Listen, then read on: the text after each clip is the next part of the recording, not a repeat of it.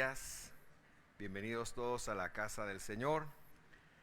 Si usted se desplazó de cualquier lugar a la casa del Señor que no fuera la calle del Cedro, seguramente encontró bastante tráfico el día de hoy.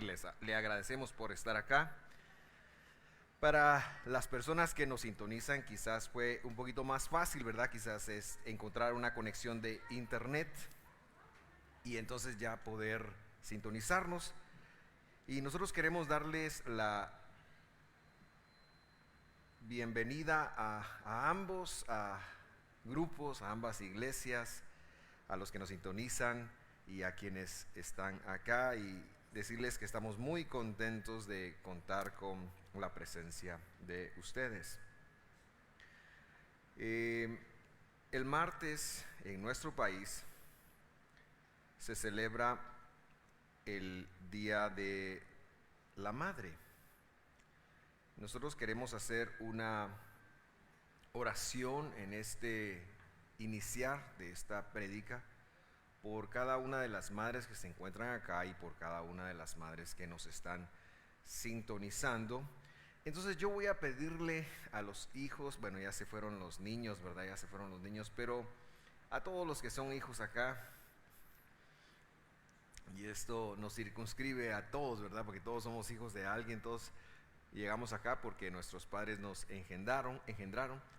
Pero quiero hacer un acto muy especial y quiero pedir que las madres se pongan de pie, por favor, y allá en donde nos sintonizan, que por favor las madres reciban un cariño de sus hijos.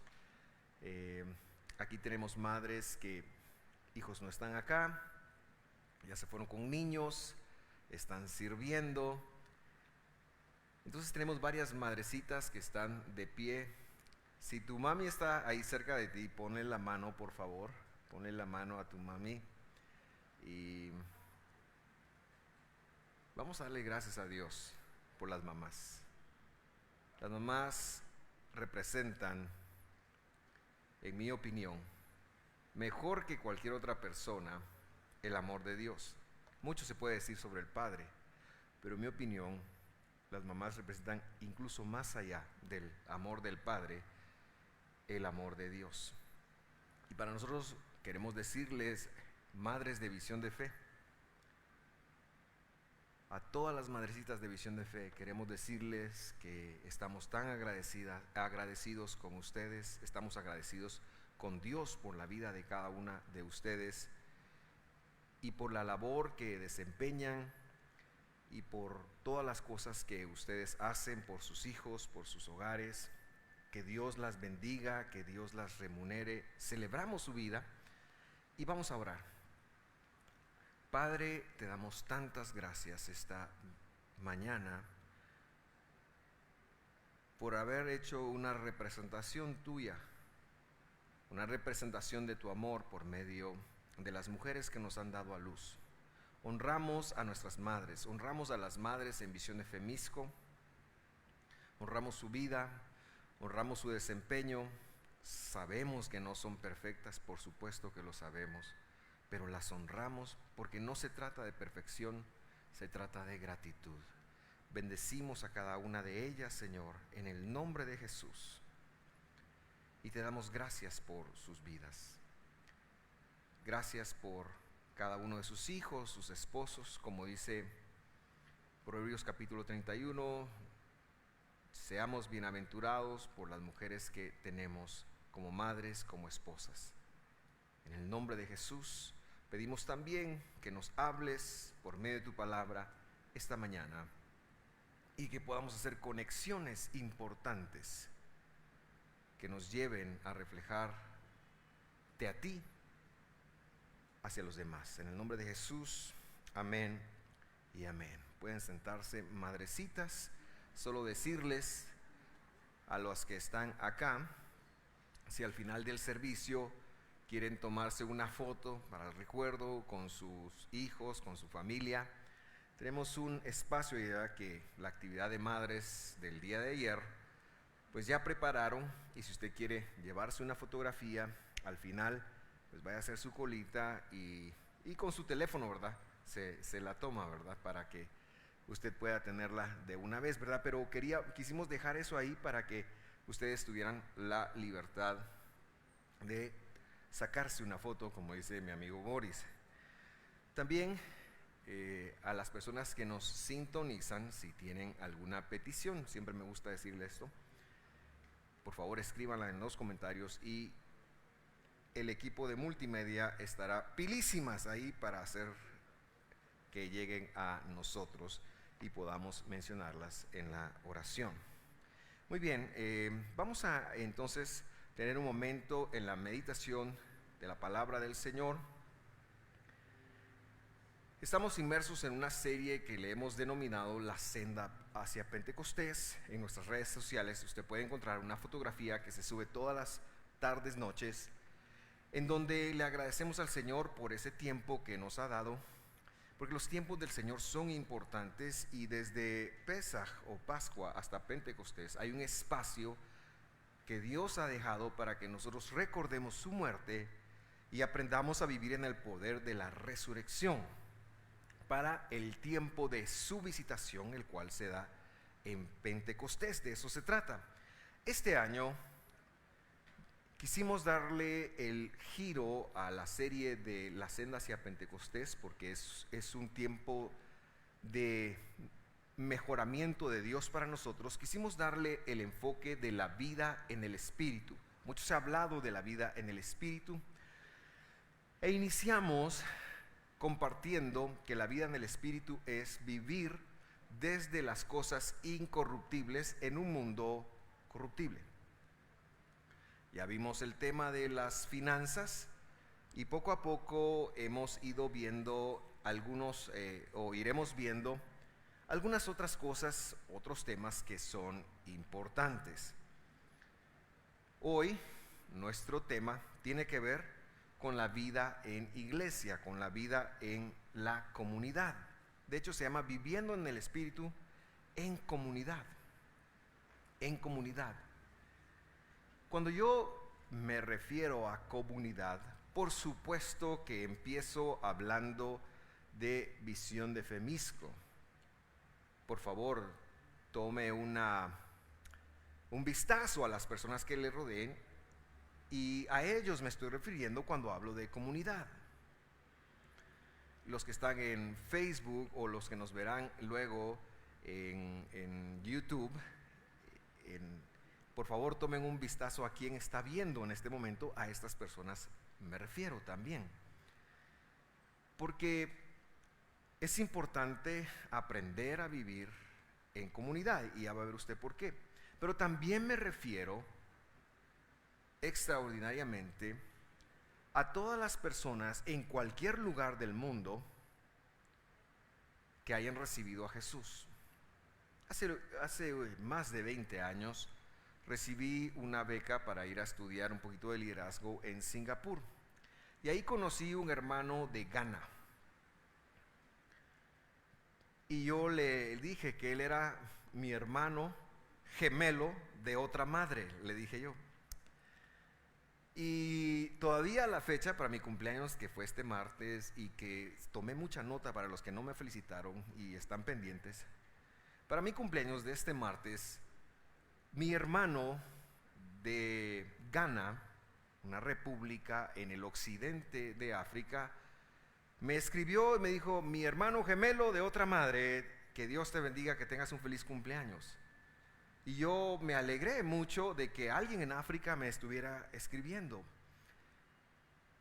Y es que cualquier persona que ha sido lavada con la sangre de Jesús es nuestro hermano y tenemos que aprender a vivir en comunidad. Entonces me refiero a la iglesia local y por supuesto me refiero a cualquier persona que, aunque no venga acá, sea un creyente en Jesús. Ahora bien, el mundo se ha visto afectado por muchos eventos. Hay eventos que han moldeado al mundo. Por ejemplo, el descubrimiento de América resultó ser que cambió el paradigma de que la Tierra no era cuadrada a ser redonda. Hoy lo miramos así como que tonto pensar que la Tierra era redonda, pero cuando el descubrimiento de América sucede, Eso se pensaba, eso se creía, y aún la iglesia tradicional perseguía a los que no creyeran de esa forma. Pero el descubrimiento de América cambió la forma de ver la tierra. La reforma vino a ser un cisma demasiado grande en Europa que alcanzó el resto del mundo y que partió lo que se conocía como cristianismo en dos ramas que luego se han partido muchísimo más. Y el mundo fue distinto debido a ello. Quizás algunos de los que están acá, porque hay algunos que no, recordarán dónde se encontraban el 11 de septiembre del 2001, lo que se conoce como 9/11. Eso cambió al mundo. Procure usted ir a un aeropuerto hoy en día y decir ¡bomba! Y a ver si no termina preso y que le prohíban viajar a Estados Unidos de por vida. El mundo ha cambiado con muchos eventos. Hay un evento en la historia que ocurrió al final del siglo XVIII que cambió el concepto de pueblo. Me refiero específicamente, yo soy un estudioso de la historia y lo que esto repercute en la iglesia y en ¿cómo quiero decir? En la comunidad, en la civilización. Y la historia nos recuerda que la Revolución Francesa, que ocurrió a finales del siglo XVIII, como mencionado, vino a traer muchos cambios. Hasta ese entonces se pensaba que la realeza tenía la sangre azul y cuando los decapitaron y les cortan la cabeza, se sorprendieron que tuvieran sangre roja. Pero una de las cosas que cambió es que a partir del siglo XVIII nace el concepto de lo individual, del individuo. Y es un concepto que en su gran mayoría ha sido beneficioso para nosotros, el concepto de la libertad individual, el individuo, etcétera, etcétera. Pero que lamentablemente se ha llevado a su máxima expresión y ha logrado generar un divorcio del concepto bíblico de pueblo. Es decir, hoy cuando nosotros nos paramos a predicar del pueblo de Dios, de la comunidad de Dios, es muy difícil entender lo que la Biblia quería decir cuando hablaba de la comunidad de Dios. Es muy difícil porque tenemos más de 200 años de estar siendo inyectados de que lo importante en la vida es lo que me pasa a mí y que lo que me pasa a mí, lo que yo hago, bueno o malo, no repercute en los demás. Pero eso no es el mensaje bíblico. Y hay una historia, quizás usted recordará, la historia de Acán, que Acán en la conquista de Canaán se roba unos lingotes de oro, no le dice a nadie, y eso hace que cuando el pueblo salga a la guerra, Dios no esté con ellos. Y lo que necesitamos conectar como un punto de partida es que para Dios hay una cosmovisión hacia usted de pueblo. Y esto es muy importante porque cuando tenemos problemas entre prójimos, Dios, ¿qué postura toma? A mí me gustaría que cuando yo tengo problemas con cualquier prójimo, que sea cristiano, a mí me gustaría que Dios le hiciera ver lo tonto que esa persona es por estar teniendo conflictos conmigo, por no tratarme bien, por ser injusto conmigo. Me gustaría que Dios lo partiera a veces en un rayo, después me arrepiento y quizás lo pudiera restaurar el Señor. Pero en mi mente pasan muchas cosas de acuerdo a la justicia subjetiva que yo manejo. Y Dios, cuando ve un conflicto entre un esposo, una esposa, entre un hermano o una hermana, entre un hijo o una hija, Dios empieza a guardar silencio porque tan importante es ese ser que te está ofendiendo y que te ha hecho sentir como pura lata como tú. Y ¿sabes qué? Dios no va a escoger un favorito. Dios tiene un concepto de pueblo. Dios tiene un concepto de nación. Dios no tiene un concepto de individuo a la hora de proyectarse a nosotros en el sentido de beneficiar o quitar el beneficio en función de los demás. Es decir, la salvación es personal, es individual. Dios llama individuos, pero la intención de Dios es que esos individuos se unan a la familia de Dios, porque Dios lo que tiene es hijos adoptados. Dios está en el negocio de adoptar hijos. Ningún ser humano de ninguna etnia, y resalto eso, ninguna etnia es hijo biológico de Dios. Todos, aunque sean guatemaltecos, italianos, franceses, salvadoreños. Me iba a echar un chiste de los mexicanos, pero me lo aguanto porque quizás se vea esto en México, ¿verdad? Entonces también son hijos de Dios. Israelitas, judíos, ninguno es hijo biológico, por cuanto todos pecaron, están destituidos. Y entonces Dios empezó a adoptar. Dios está en el negocio de la adopción, y Dios es un juez justo, y lo que Dios escogió fue un pueblo. Dios no escogió un individuo, Dios escogió un pueblo. Por eso la promesa a Abraham fue: serás padre de multitud de gentiles. Le dijo eso allí. Y entonces esto me sirve para aterrizar en lo que le quiero compartir esta mañana, que se encuentra en Levítico capítulo 19 versículo 1, que dicho sea de paso fue la porción de la Torah que estudiábamos ayer. Si quiere un poquito más de información, le invito a verla. Se encuentra en YouTube y se encuentra en Facebook. Dice así Levítico 19:1: y habló el Señor a Moisés diciendo: habla a toda la congregación de los hijos de Israel y diles: ustedes serán santos, porque santo soy yo, el Señor vuestro Dios. Y entonces yo quiero utilizar este versículo para hacer algunas conexiones importantes. La primera, y es quizás la conexión que más me interesa que usted haga esta mañana, es que cuando dice los hijos de Israel, nosotros que leemos en el siglo XXI pensamos los israelitas, no tiene nada que ver con nosotros. Falso, falso.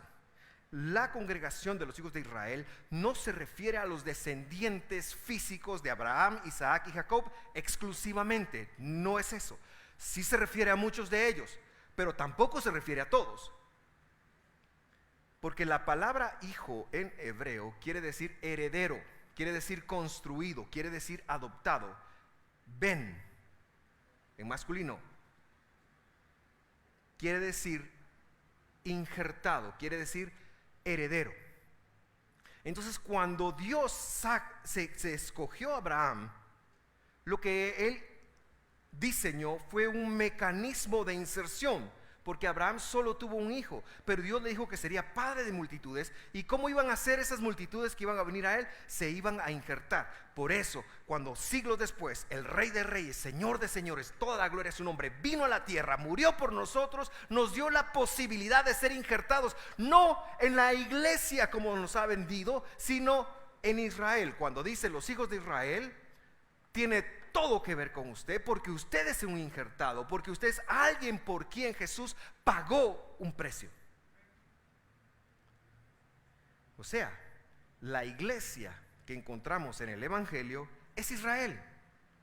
Lamentablemente se nos ha hablado 18 siglos de divorciar estos conceptos, pero eso no fue lo que Dios le dijo a Abraham, porque desde dos religiones se nos llevó a divorciar estos conceptos. Muy bien, no se enoje, pues, todo está bien. La siguiente conexión que quiero hacer con ustedes es que pareciera ser como que Dios hace un requerimiento: sean santos, mucha, por el amor de Dios, sean santos. Y se ha usado este versículo para decirnos: mire, tiene que ser santo. Bueno, ¿qué quiere decir ser santo? Ser santo, me tengo que esforzar por esto, tengo que orar más, tengo que hacer esto más, tengo que tener más fe, podría decir alguien. No, no es eso. No es eso. Ser santo, como lo dice la Escritura, serán santos, porque está en futuro, es una promesa que Dios iba a ser a los herederos, a los que Él iba a adoptar, a la iglesia, a usted y a mí. Es una promesa que no representa un origen en mí. Es decir, yo no voy a originar ser santo. No se trata de ser santo a mi idea, porque la santidad a mi idea es subjetiva y Dios no lo iba a dejar a la subjetividad. La santidad es una idea de Dios y es una promesa de que Él me iba a imputar esa santidad. Y todo comienza con la muerte del Cordero de Dios en el madero. Ese es el primer paso de la santidad. Y Dios lo que está diciendo es: un día ustedes van a ser santos. Un día ustedes van a ser santos. Y la pregunta es: ¿por qué? Y la respuesta es mi tercera conexión. Cuando el hombre pecó y se lo sacó, él se salió voluntariamente del jardín del Edén, dice la Biblia que Dios puso un par de querubín en la entrada del jardín con espadas flameantes. Hoy vengo teniendo problemas con la L. Espadas flameantes. Y ahí estaban con espadas flameantes. Y estos impedían, como una especie de disuasivo, que Adán o Eva entraran al jardín de nuevo. ¿Por qué razón? Cuando Adán y Eva vieron en la entrada y vieron las espadas flameantes, dijeron: aquí no podemos pasar, estos nos van a... ¿Por qué razón? ¿Por qué?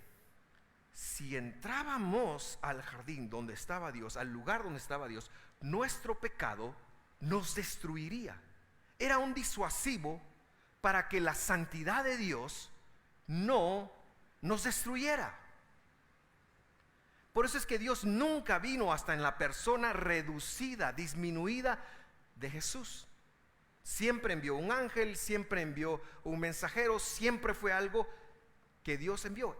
Por eso Cristo vino una sola vez, su sacrificio es una sola vez y para siempre. Porque la santidad de Dios, como una bomba atómica, nos desintegraría, nos destruiría completamente, no soportaríamos, porque nuestro cuerpo es corruptible. Y aquí viene el punto entre lo incorruptible y lo corruptible. Por eso, para tener contacto con Dios, Dios tenía que crear en nosotros esa santidad. La santidad es lo que permite que nos relacionemos con Dios y es la obra del mismo Dios en el madero. Yo soy santo, dice el Señor. Santos serán porque yo soy santo. Por tal manera, Él mismo vino a santificarnos. Y lo primero que hizo fue perdonar nuestro pecado en la cruz del Calvario. Y darnos a nosotros la oportunidad de tener una relación. Sin santidad, dice el Evangelio, nadie verá al Señor. Usted quiere relacionarse con Dios, tiene que aprender a seguir, y esta es mi cuarta conexión, la cuarta conexión, tiene que aprender a seguir el plan de santidad de Dios que ha desarrollado para su vida. Usted tiene que aprender a seguir el plan de Dios que Él ha desarrollado para su vida. ¿Qué quiere decir eso? La palabra santidad quiere decir distinción, quiere decir que Dios hace una distinción.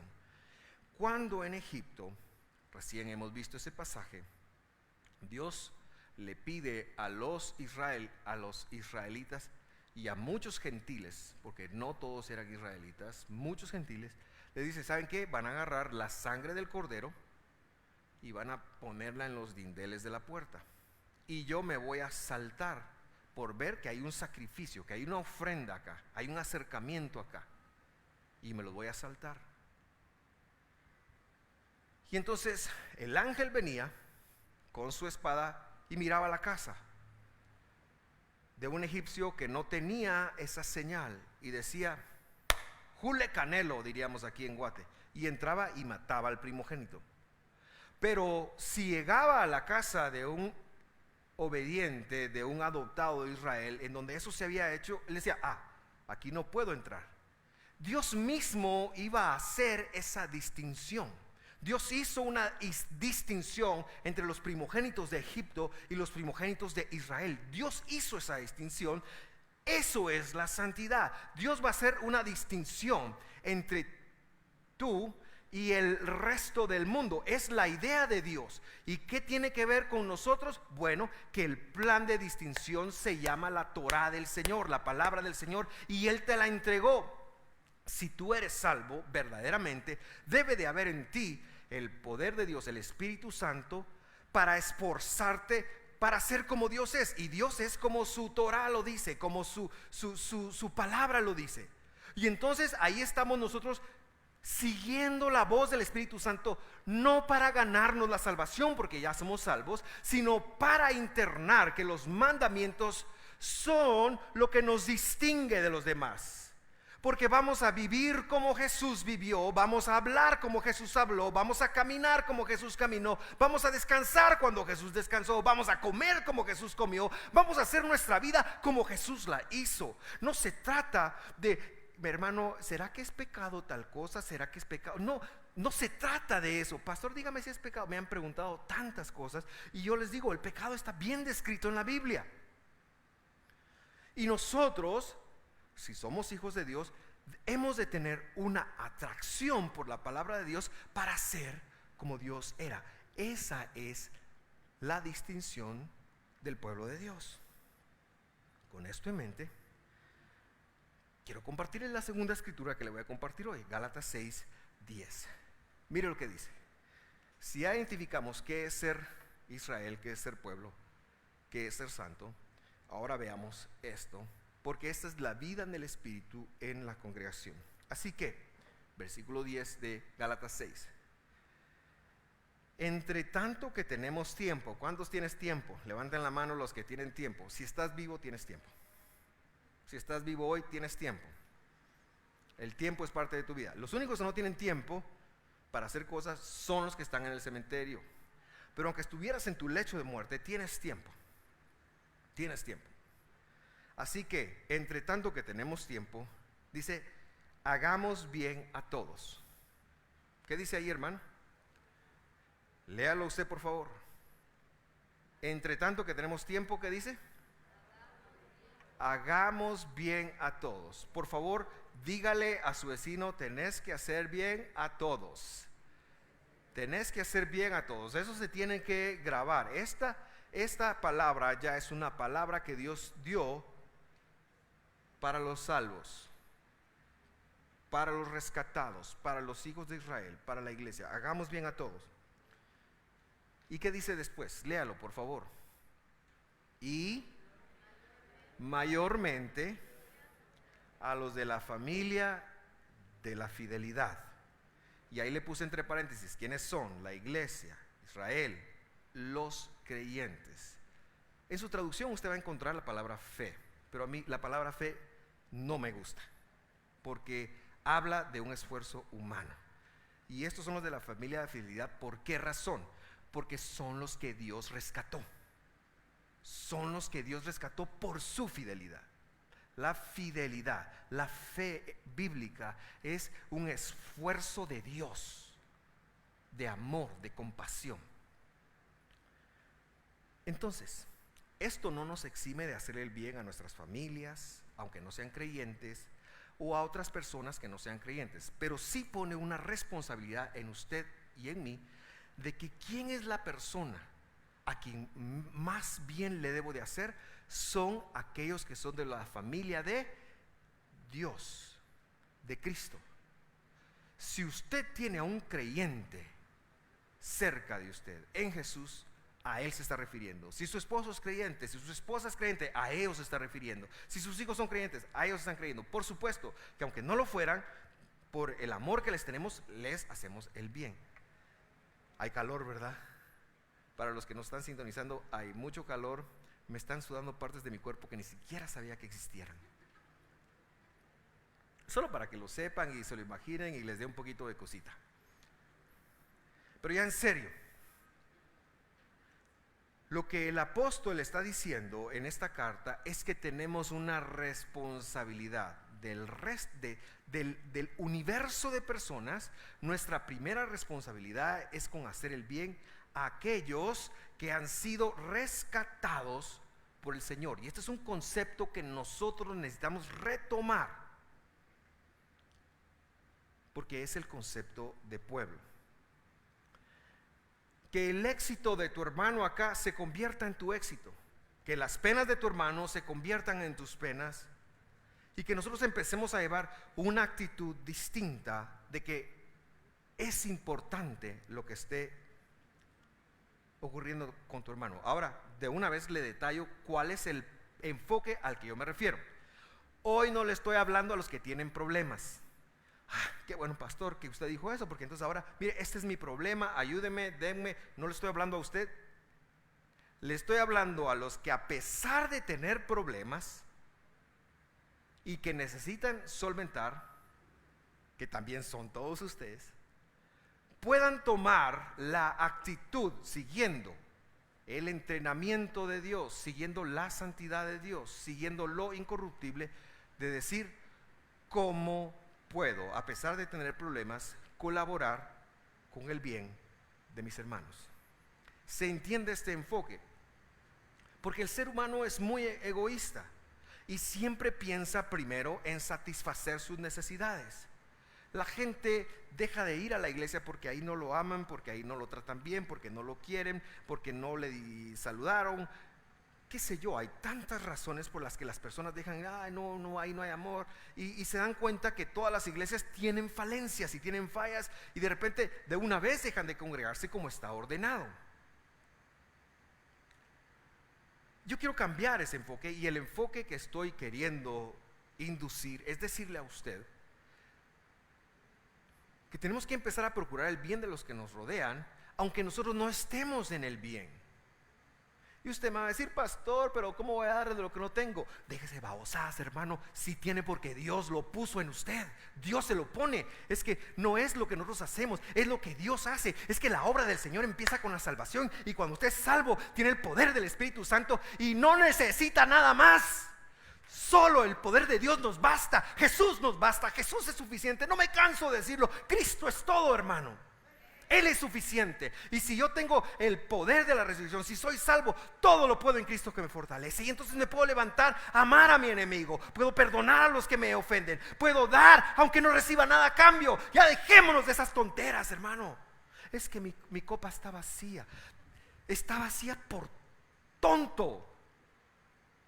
Hijo de la gran, estoy muy bravo. Perdóneme, hermano. Perdóneme, pero eso necesito enfatizarlo. Porque el que nos llena es Dios. Porque toda dádiva, todo don perfecto desciende del Padre de las luces, en el cual no hay sombra de variación, dice la Escritura. Él es el que te llena. Deja de estar buscando que te llene tu hermano, que te llene el cónyuge, que te llene, que te supla. Ay, que te haga sentir. Deja eso. Dios es el que llena. Toda dádiva, todo don perfecto descienden del Padre de las luces. A Dios necesitas. Si estás triste, necesitas a Dios. Si estás quebrado, necesitas a Dios. Si estás enfermo, necesitas a Dios. Dios es todo. Dios es todo. Jesús es todo. Y entonces estás aquí para cambiar el chip y decir: ¿cómo voy a colaborar en el Israel del Señor, en el Israel de Dios? ¿Cómo voy a colaborar? ¿Cómo vengo a colaborar? Eso te va a dar la verdadera realización. Si todo el mundo, todo el tiempo estás buscando quién te la debe, quién no te la hace, la vas a encontrar. La vas a encontrar, y vas a encontrar mucho. Necesitamos cambiar ese enfoque a partir de hoy. Entonces, ¿qué representa esto para nosotros? Ya voy a aterrizar. Solo me voy a echar un vasito de un traguito de agua, hermano, porque yo, a diferencia de ustedes, sí traje, así que se los voy a restregar.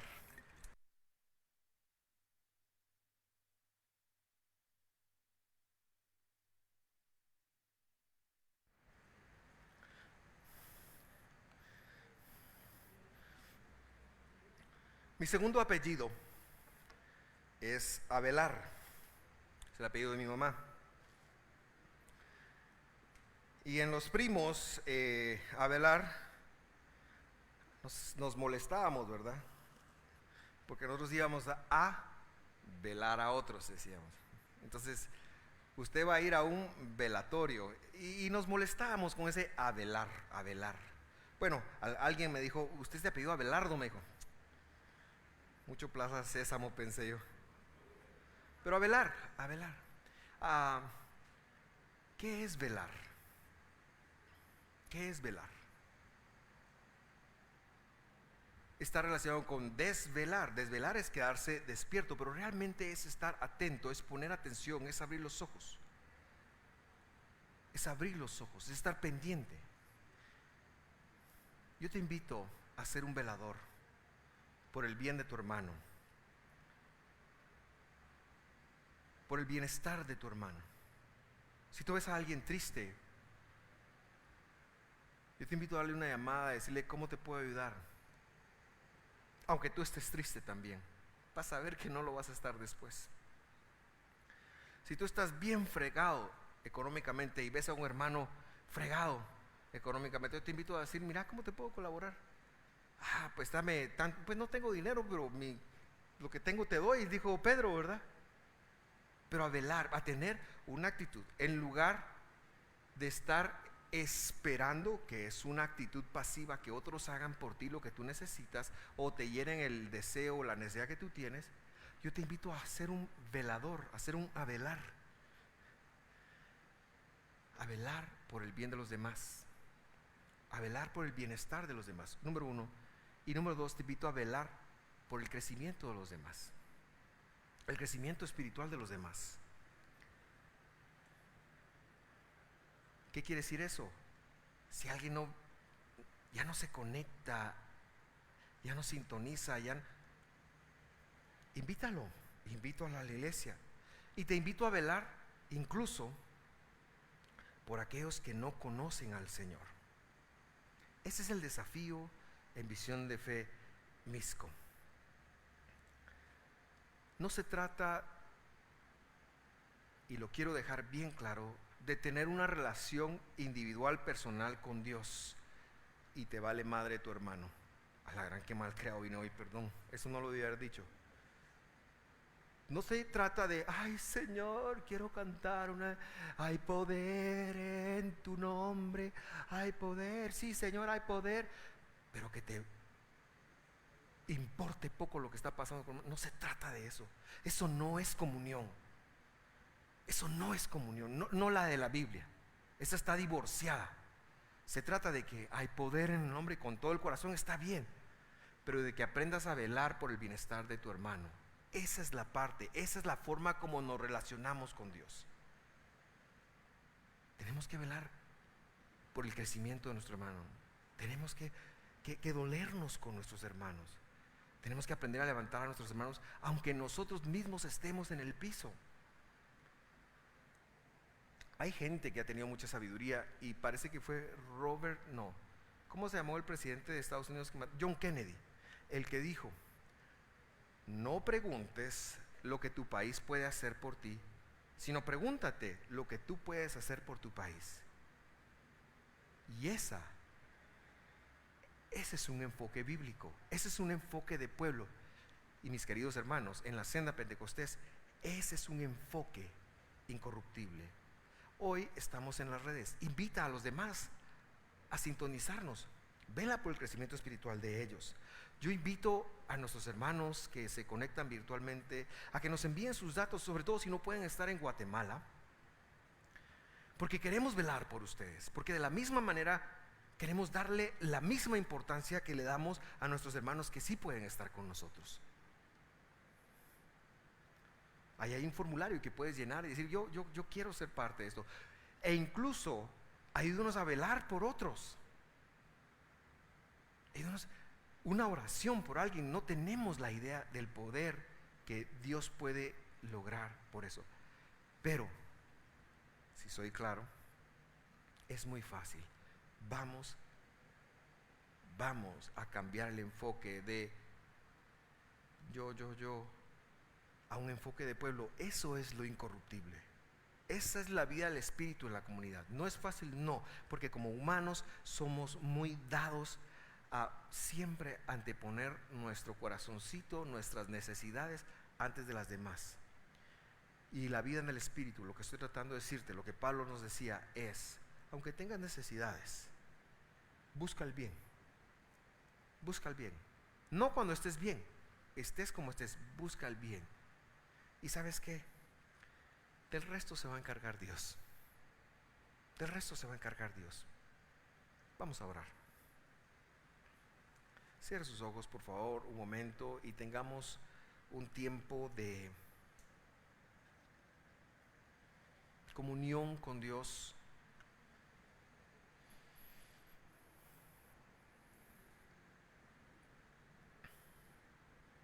Si tú no has recibido a Jesús nunca en tu corazón, te extendemos la invitación para empezar ese proceso. No es algo que se dé de la noche a la mañana. Es un proceso de ir conociendo y de ir identificando que Dios te está llamando y que te quiere adoptar como su hijo, para que seas su hijo y puedas ser libre del pecado, pero servirle a Él. No hay algo más grande que eso. Para los que estamos acá, yo quisiera preguntar, ¿qué es lo que usted se lleva de las palabras que escuchó hoy?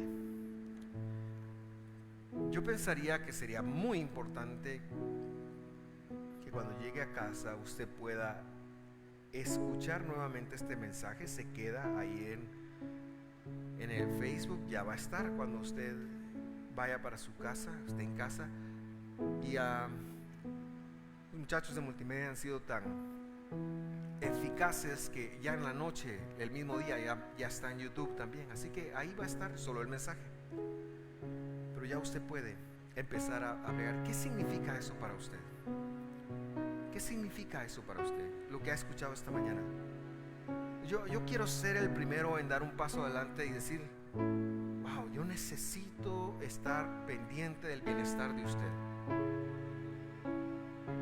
Y a veces ese bienestar tal vez no va a ser agradable para usted, que se lo digamos, que oremos por usted. Porque yo le aprendí más a mis errores que a mis aciertos.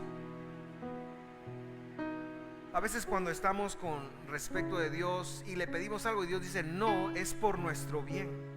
No nos gustan los límites, pero también es parte del crecimiento. Es parte de estar bien.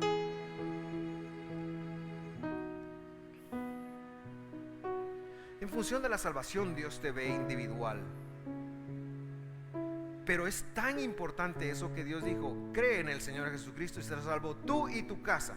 Ya ahí vemos la proyección de pueblo.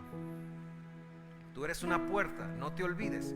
Tú no puedes, no quiere decir que si tú crees en el Señor y tu familia no cree en el Señor, eso va a ser automático. No, pero tú eres una puerta.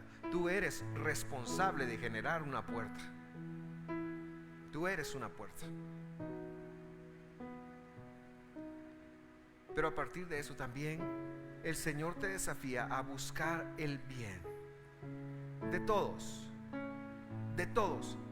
pero especialmente de los de la familia de la fe. Eso es vivir en el Espíritu, en comunidad. Es vivir en el Espíritu. Las iglesias tenemos muchísimos problemas. Herimos a demasiada gente, incluida esta iglesia, porque somos humanos, porque somos imperfectos. Lo único que yo puedo hacer como pastor acá es decir perdón. Si te hemos golpeado, si te hemos herido, perdónanos, porque somos humanos. Pero de igual manera, ya te recuerdo y ya te digo, es hora de cambiar el enfoque, no de lo que me hicieron, no de lo que me hirieron, sino cómo vas a velar tú por el bien de los demás. Busca el bien, especialmente a los de la familia de la fe.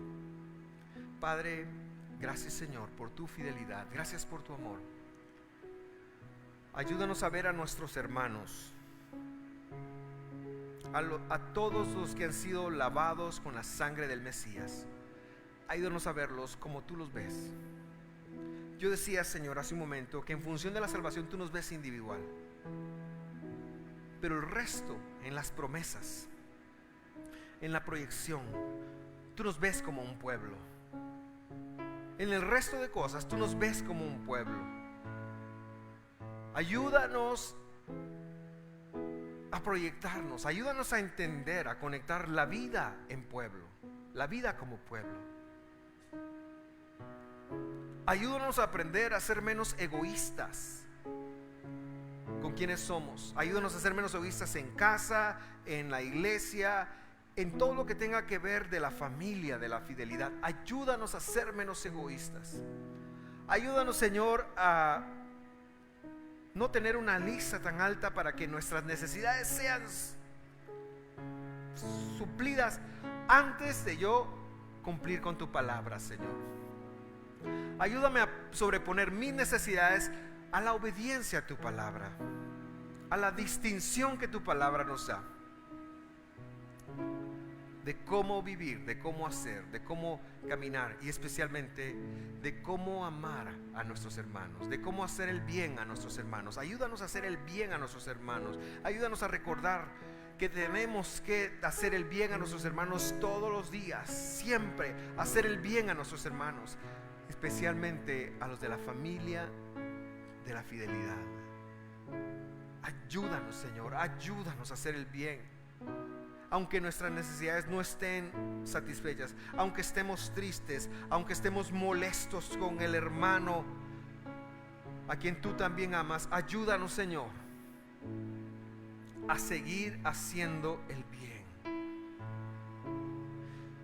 porque nosotros somos santos, porque tú has puesto esa santidad en nosotros, porque tú has puesto esta distinción en nosotros. Ayúdanos, Señor, a no ser movidos por vientos como olas de mar. Ayúdanos a no ser movidos por olas, por sentimientos. Ayúdanos a ser movidos únicamente por tu palabra, por tu voz.